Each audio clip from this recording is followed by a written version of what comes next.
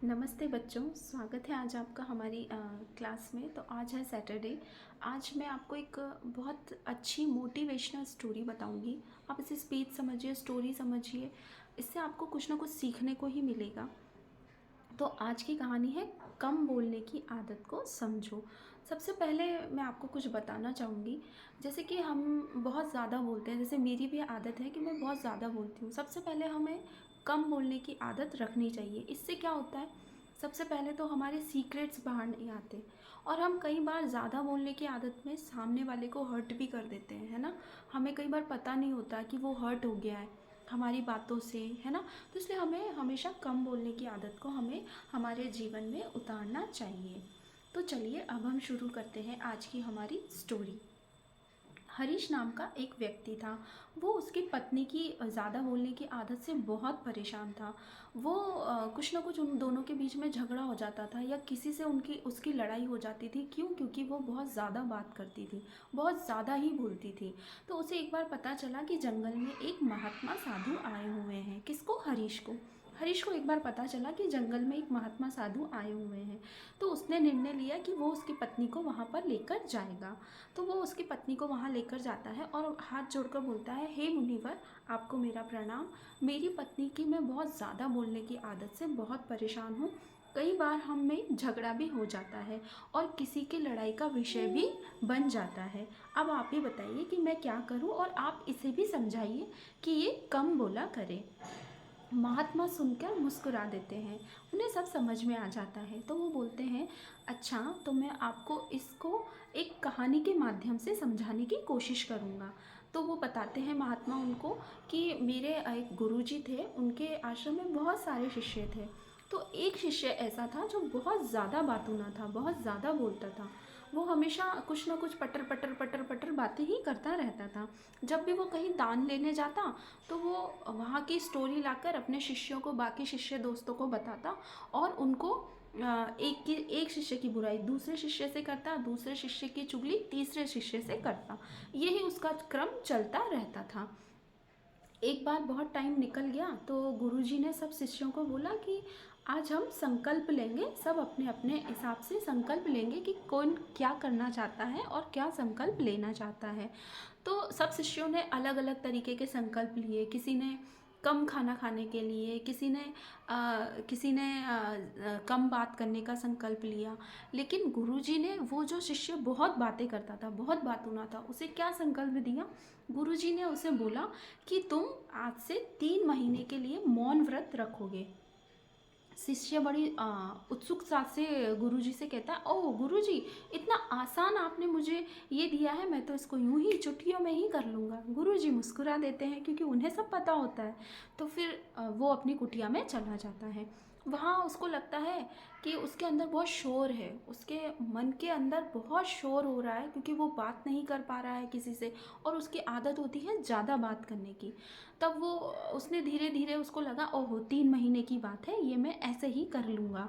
फिर उसके बाद बहुत दिन निकल जाते हैं, 10-15 दिन निकल जाते हैं।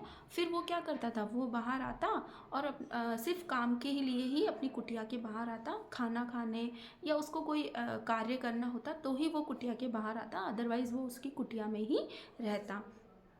एक बार उसको महसूस हुआ कि उससे नहीं रहा जा रहा है, वो नहीं हो पा रहा है, उसके अंदर इतना शोर है, इतना शोर है, उसका मन बहुत अशांत है, उसके मन में बहुत अशांति हुई हो रही है। तो वो अपने गुरुजी के पास गया और उसने अपने गुरुजी से बोला, गुरुजी, मतलब बोल तो वो सकता नहीं था, तो उसने एक पेपर में लिख कर अपने गुरुजी को दिया और उसने बोला, गुरुवर, मुझसे ये नहीं हो पा रहा है, तो मैं क्या करूँ?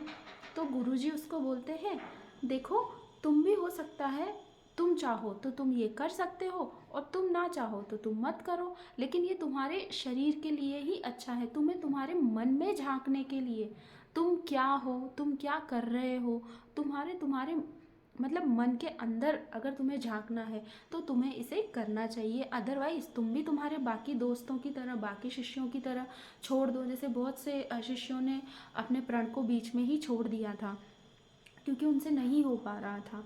तो वो गुरुजी की बात को बड़ा ध्यान से सुनता है और वो वापस चुपचाप अपनी कुटिया में चला जाता है। वहाँ बहुत दिन निकल जाते हैं, उसका मन बहुत अशांत था, उसके चारों तरफ बहुत अशांति फैली हुई थी।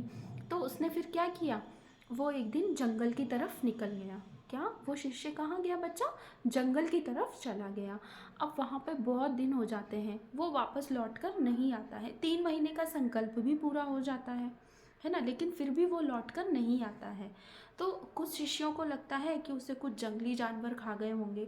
तो कुछ शिष्य गुरुजी से जाके बोलते हैं, गुरुजी वो शिष्य तो अभी तक लौटा ही नहीं जंगल की तरफ से, उसका संकल्प का समय भी पूरा हो चुका है, लेकिन वो वापस नहीं आया है।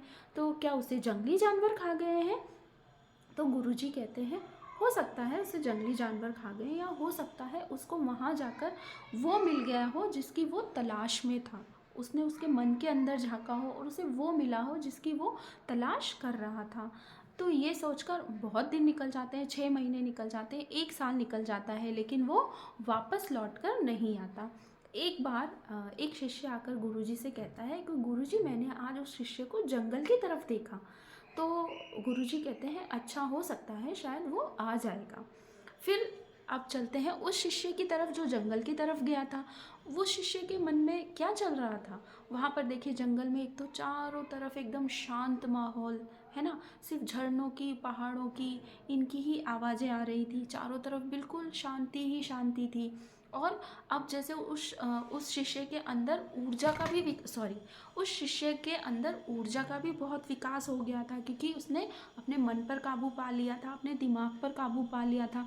अब उसके बाहर चारों तरफ भी शांति थी और उसके मन के अंदर भी बहुत शांति थी। पहले क्या था, उसके अंदर उसने मौन व्रत तो ले लिया था, लेकिन उसके मन के अंदर बहुत अशांति हो रही थी, उसके दिमाग में बहुत क्वेश्चंस चल रहे थे। लेकिन अब क्या है, अब उसने उस पर विजय पा ली। उसके मन के अंदर वो कंट्रोल कर लिया, उसके मन के अंदर वो झांक पा रहा था कि उसके मन में क्या है, वो कितना गलत कर रहा था, वो जो चुगलियाँ करता था ना इधर उधर, वो कितना गलत राह पर जा रहा था। तो उसने ये सब चीज़ें वहाँ जाकर महसूस की और उसे बहुत अच्छा फील वहाँ पर हो रहा था। और उसने अपने मन पर काबू कर लिया, अपनी ऊर्जा को नष्ट होने से बचाया, अपनी शरीर की ऊर्जा को उसने अच्छे कार्य में लगाया। और जब वो एक दिन वो आश्रम की तरफ वापस लौटा, तो वो गुरुजी के पास आकर हाथ जोड़कर वो गुरुजी को बहुत प्यार से देख रहा था। तो गुरुजी ने देखा कि अब वो पहले जैसा नहीं रहा, उसके चेहरे पे एक अजीब सा तेज था। मतलब एक एक होता है ना, जैसे कोई साधु संत होते हैं बहुत से, हमने देखा उनके चेहरे पे बहुत तेज होता है, या किसी में बहुत आकर्षण होता है ना, जैसे हम मतलब उसके चेहरे पे बहुत अलग ही तेज था। और वो एकदम बदल चुका था, उसकी आंखें अब कुछ अलग ही कह रही थी। मतलब वो एकदम शांत स्वभाव का, एकदम निर्मल सा नदी जैसा महसूस हो रहा था। मतलब उसके चारों तरफ एक पॉजिटिविटी थी, है ना। क्यों थी वो? क्योंकि उसने अपने मन पर काबू पा लिया था और उसने अपने शरीर के मन के अंदर झांक कर देखा कि वो क्या कर रहा है, उसे कैसे करना चाहिए, उसको अपने शरीर की ऊर्जा को व्यर्थ कार्य में नहीं लगाना चाहिए। तो गुरुजी के पास आकर वो बोला, गुरुजी मुझे पहले नहीं पता था कि मैं क्या कर रहा हूँ, किस राह पर चल रहा हूँ, लेकिन मैंने इस संकल्प से मेरी अपनी पूरी ज़िंदगी को बदल दिया गुरुजी। और मैं बहुत अच्छा महसूस कर रहा हूँ। अब मुझे इस दुनिया से, इन लोगों से, इन्हीं से, सबके लिए मैं अच्छा सोचता हूँ। मुझे कोई शिकवा नहीं है, मुझे किसी के लिए कुछ बुरा फील नहीं होता। मतलब मेरे मन में सबके लिए बहुत अच्छा है। तो गुरुजी बोलते हैं, हाँ देखो तुमने कितना अच्छा सीखने को सीख मिला ना, तो इसीलिए मैंने तुम्हें ये संकल्प दिया था, ताकि तुम्हारे मन के अंदर झांक सको कि तुम्हारे मन में क्या है, तुम क्या कर रहे हो और तुम्हें क्या करना चाहिए। मतलब तुम्हारे शरीर की ऊर्जा को तुम एक अच्छे कार्य में लगाओ। अब तुम गए कुछ और थे और आए तुम अलग बनकर लौटे हो, तो तुम हमेशा सदैव ऐसे ही रहना। तो वो इस कहानी से बच्चों हमें क्या शिक्षा मिलती है? इस कहानी से कहने का मेरा तात्पर्य यही है कि हमें व्यर्थ का बोलना नहीं चाहिए। व्यर्थ का बोलना हमारे शरीर को तो नुकसान देता ही है, साथ में हमारे मन को, हमारी आत्मा को, इन सबको भी नुकसान पहुंचाता है और हमारे मन में बहुत अशांति रहती है। हम भले ही मुंह से चुप रहें, लेकिन हमारे मन में एक अजीब सा शोर रहता है, एक अजीब सा मन में हमारे मन में शोर शराबा बहुत रहता है, हमारा दिमाग अशांत होता है पूरा। इसलिए बच्चों, और इससे हम हमारा ही नुकसान पहुंचाते हैं। किसी दूसरे का नुकसान नहीं पहुंचाते हैं। तो बच्चों, इस कहानी का तात्पर्य मेरा यही था कि आप भी व्यर्थ का ना बोलें, जितना बोले अच्छा बोले, और ये हमेशा ध्यान रहे कि ज़्यादा बोलने से आपका ही नुकसान होगा, है ना। आप ही परेशानियों में घिरेंगे। अगर आप ज़्यादा बातें करेंगे तो आपके चारों तरफ ज़्यादा नेगेटिविटी होगी ना, और आपका मन बिल्कुल अशांत रहेगा। आप कुछ ना कुछ सोचते ही रहेंगे। और जितना आप कम बोलेंगे, आपके सीक्रेट्स भी, एक फ़ायदा ये भी है कि आपके सीक्रेट्स भी लोगों को कम से कम पता चलेंगे। अगर आप कम किसी से बात करेंगे, कम बोलेंगे, तो ठीक है बच्चों, यही थी आज की मॉरल ऑफ द स्टोरी, मेरा मोटिवेशनल स्पीच। आशा करती हूँ आपको अच्छा लगा होगा। अगर आपको अच्छा लगा है तो मेरी इस वीडियो को आप यूट्यूब पर ज़्यादा से ज़्यादा लोगों के साथ शेयर कीजिए, और अपने अनुभव मेरे साथ कमेंट बॉक्स में दीजिए कि आपको ये स्टोरी सुनकर कैसा फ़ील हुआ, आपके मन में आपको कैसा लगा।